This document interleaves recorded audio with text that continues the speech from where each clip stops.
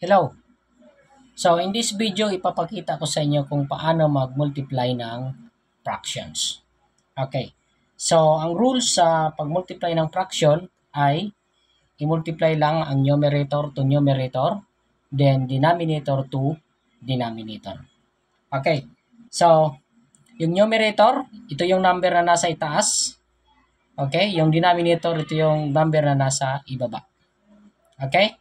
So, dito sa number 1, times lang natin ang 2 times 4.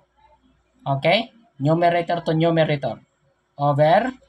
Then, denominator to denominator, 3 times 5. Okay? So, 2 times 4, 8. And then, 3 times 5, that is 15. Okay? So, bali ito na yung sagot. Okay? Next. Dito tayo sa number 2.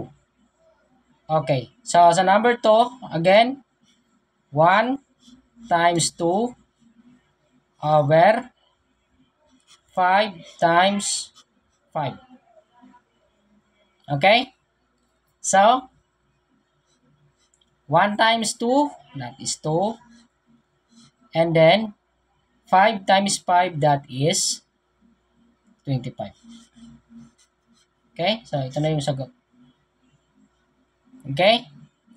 Next, dito tayo sa number 3. So, sa number 3, pwedeng i-simplify muna natin siya bago natin i-multiply. Okay? So, ganito yon.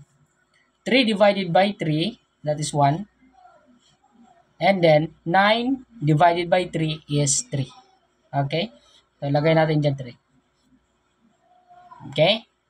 Next, dito naman sa 8 and 4. Okay. So, 8 divided by 4 is 2. Okay? Lagay tayo dyan ng 2. And then, 4 divided by 4 is 1. Okay? Lagay tayo dyan ng 1.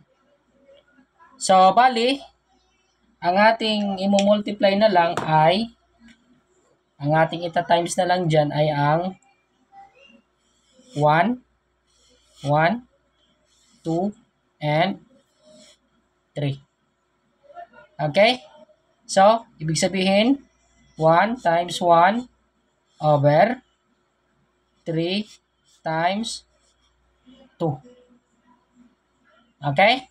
So, 1 times 1, that is 1. And then, 3 times 2, that is 6. Okay? So, this is the answer.